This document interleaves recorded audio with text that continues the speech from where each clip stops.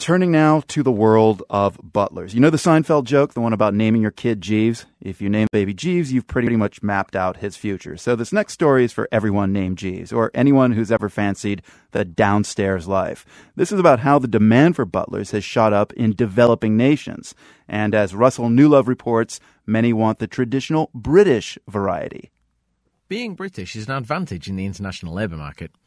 Aside from being first in line to play evil geniuses in the movies, we're now in demand from the newly moneyed in emerging markets of China and the Middle East, as butlers and service staff. The market's changed, the industry's changed a great deal.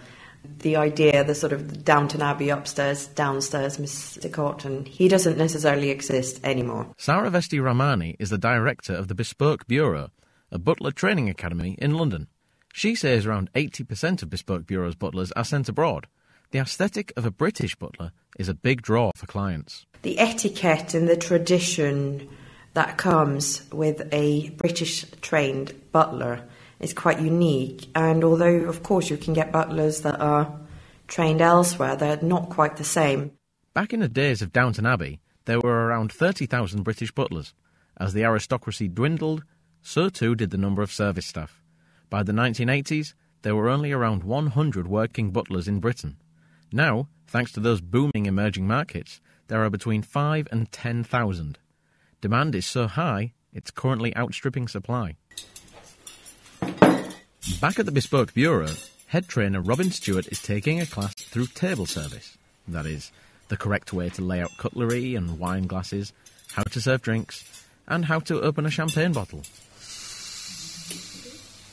Excellent. In case you missed it, in polite society, this is what a champagne bottle being opened sounds like. Nowadays, you don't pop. It's not the done thing. It's not etiquette.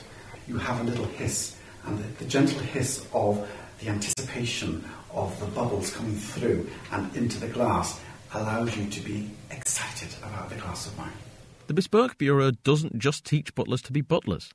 It also teaches that certain je ne sais quoi of Western sophistication to businessmen from the Middle East or China. That want to learn how to do fine dining, what piece of cutlery to pick up first, and how to meet and greet Westerners, how long to keep eye contact for, how to shake hands, and so on. If you're thinking, who cares which fork you use anymore, you're probably not alone.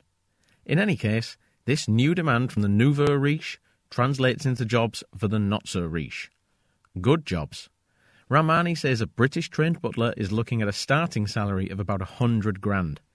Top salaries can be 3 times that, but the job is essentially a life of servitude, and she stresses that it's not for everyone. I think more than anything, you've got to be prepared to let things wash over you.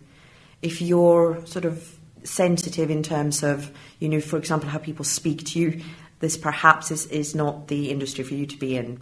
Yes, perhaps. For The World, I'm Russell Newlove in London.